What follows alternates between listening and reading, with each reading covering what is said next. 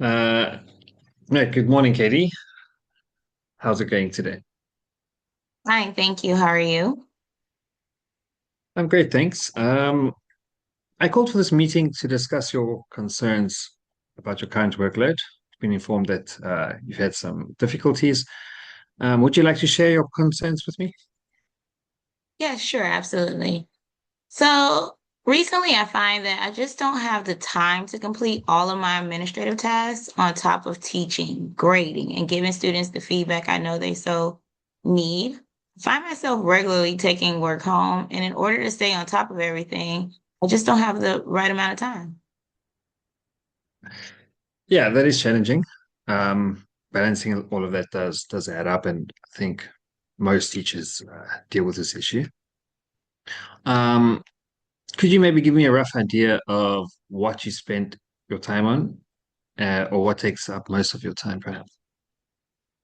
I would say that I spend most of my time grading notebooks, assessments, and assignments overall, and then giving them personal feedback for each one of my students.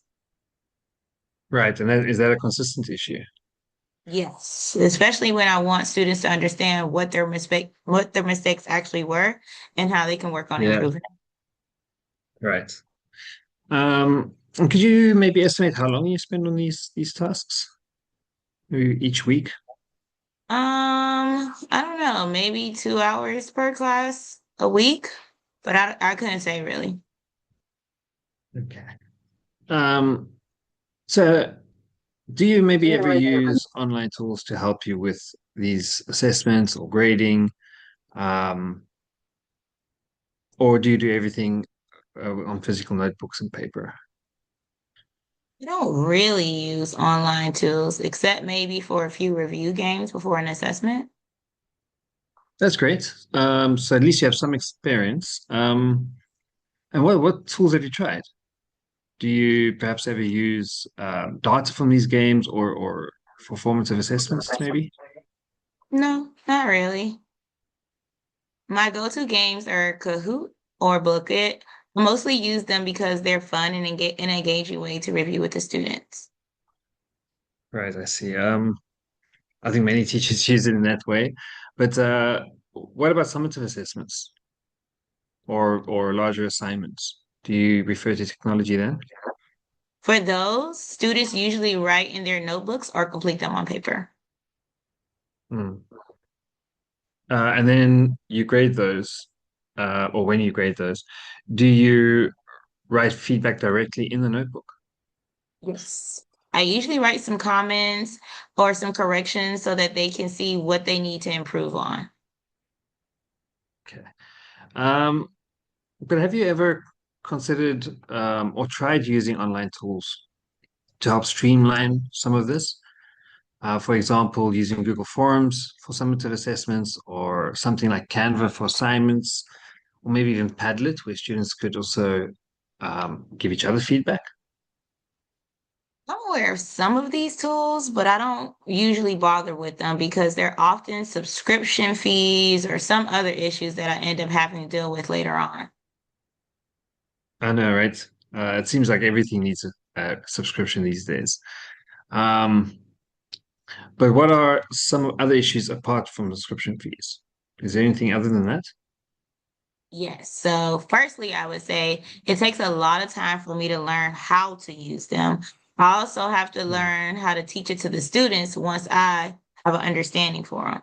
Secondly, I have to spend time creating the assessments on the actual platform, which I find is very time consuming, way more time than just making a Word document. And third, I have to grade them anyway. I'm also not sure how I would get feedback to ensure that the students are really understanding how they can improve their grade for later. Okay. So just make sure I've got this right here. So your main challenges are the fees, time required to learn the technology, effort put into building the assignments, assessments, and the time, as well as grading and feedback. Is that right? Yep. Right. And what grade is it you teach again? Grade 5. Grade 5. Right. So those are completely valid concerns. I can I ask how comfortable your grade five students are with using technology? Most of Are them they are actually, comfortable? sorry. Well, most of them are Mm. actually comfortable with it. And to be honest, I'm not fond of students using technology too often. I think they could get a little too much screen time. Right. That is helpful to know. Well, let me ask you this. What would need to be true for a digital assessment tool to feel worthwhile or rather maybe helpful to you? It would need to be easy and quick to set up. It will Mm. also need to be easily graded, and I should be able to give feedback or show students exactly where they went wrong in the question. I also need to be sure that they not I also need to be sure that they are not able to access other sites and that they are thinking independently. Right. That makes complete sense. So quick setup, simple grading, clear feedback for students, independent thought, and those are the most important points for you. Um, some digital assessment tools actually automate parts of the grading, right? And allow students to see where they've made the mistakes right away in real time. So they also block their ability to use other websites, which means they wouldn't be cheating or anything like that. Would you be open to looking at a quick example together and seeing whether this might work for you? I could show you some. I'm not sure. I have class soon, and I don't know if I'll end up using it anyway. Right. Um, well, what we could do is either reschedule this or maybe just 5 minutes. That's literally all we'd need. I guess I have 5 minutes, but really just only five. Okay. Well, that's great. I'll show you a tool that doesn't require a subscription. It's fairly easy to use. Will only take a couple minutes, and afterwards you can decide whether it's something that will work for you. Otherwise, we can get back to this. And just remember that once these questions are created, you'll be able to use them in future assessments. So while they might take up time now, in the long run, I think you'll be saving time. Okay, if you say so. Okay. All right. Well, give it a try and we'll see. Thanks, Katie. No problems. Okay. All right. Yes, hi. I'm really excited to meet you. Great. So quick question. Um, what exactly do you do? Oh, okay, straight to it. I love that. I just want to be clear before we continue here. We already have teachers and IT, right? So where exactly do you fit in?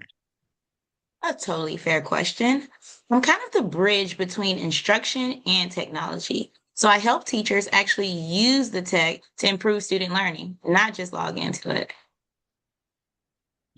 All right. Sounds nice in theory. Right. But like a real example would be last semester when I worked with the science department to turn their labs into digital investigations using Google Forms and interactive simulations as well. Students really actually loved explaining their way of thinking and not just copying answers. Okay. And I also helped Miss Carter track student misconceptions in real time. So she was able to adjust her lessons during the actual class instead of after the test. Okay, that's actually useful. Yeah.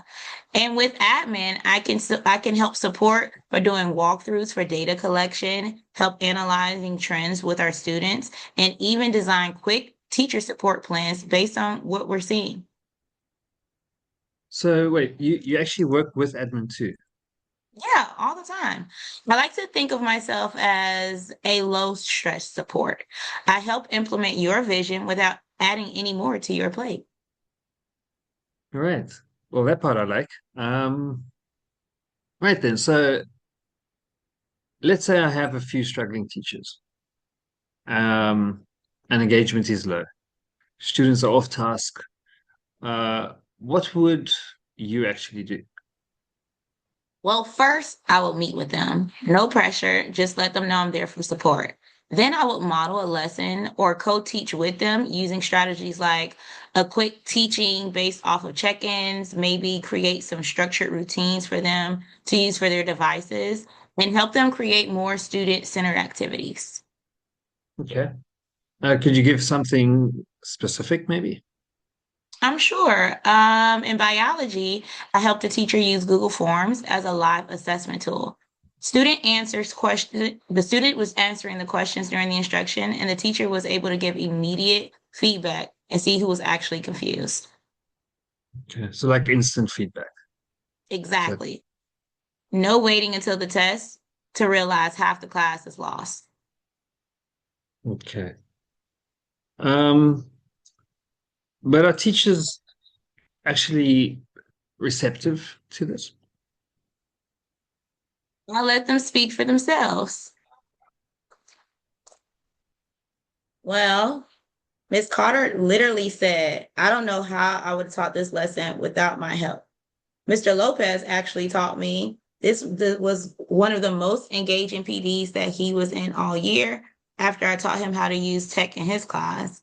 And one teacher even told me, I finally feel like I'm teaching students and not just content. And they actually said that. I mean, I didn't pay him. You see what I make. So yeah, All right, Katie. I'll admit I may have underestimated this role a bit, just a little. a little. So how do we work together moving forward? I would love for us to be able to maybe meet monthly so that we can align our instructional goals. Maybe be able to identify 2 to 3 focuses for our teachers and for our department, and maybe just create some walkthroughs so we can collect data so that we can guide our support a little bit more intentionally. Okay. I like that. Focused and strategic. I always like to check in with you before starting major coaching cycles. So everything that I do supports your vision for the school. Good, because I do have a vision.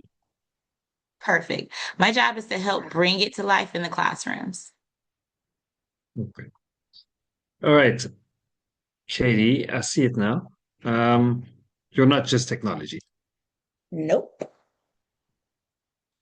Your instruction with a tech twist, right? Yeah, I like that. Cool. So let's get to work. Well, I've been ready. Great.